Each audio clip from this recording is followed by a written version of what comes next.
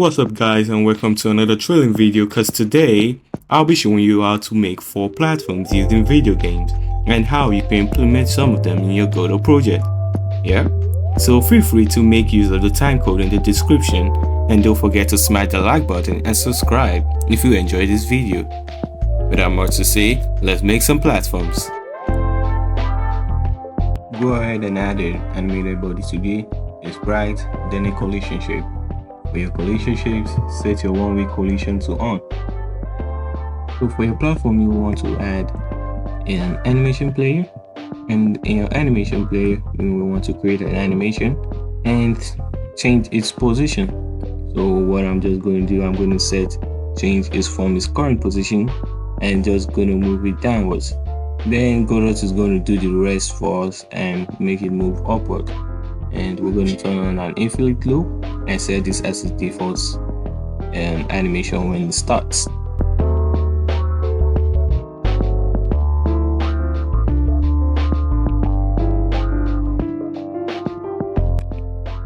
Okay, so for our one-way platform, first of all, we're just going to confirm that our one-way collision for our platform is turned on.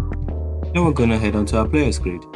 In our player script, we're going to check if an action was just pressed, in this case crouch. Then we're going to increment the player's position by 1. Yeah, so that's going to work, as simple as that.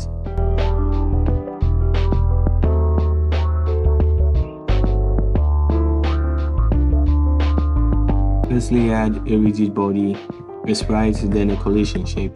For your rigid body, you want to turn on freeze, then you can decide to turn on and off, lock the rotation.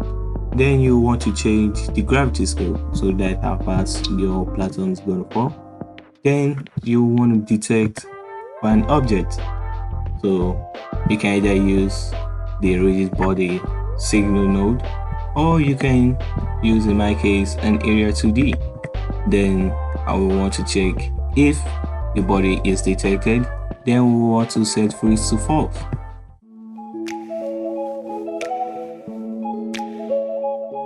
Okay, now to create our pushable box, first we need to add a character body 2D.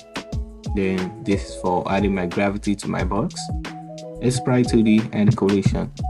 Then in our script, we need to add a class name of Movable Platform. Then we need to add our physics process. In our physics process, we're going to add our move and slide, and we're going to declare velocity.x equals to 0. This will be used anytime our box isn't pushed, whenever our player isn't pushing our box. And also we're going to declare a function which is slide. Now this slide is going to take whatever direction the player is pushing from, and we're going to apply that with a speed, which the speed was gotten from a base class of actor. And we're going to go to our player. So in our player script, our player, whenever it slides, we're going to get our slide count, get the current slide, and we're going to check if the slide is of a movable platform. If it's of a movable platform, we're going to call our slide function in our pushable box, and we're going to pass in its collision normal.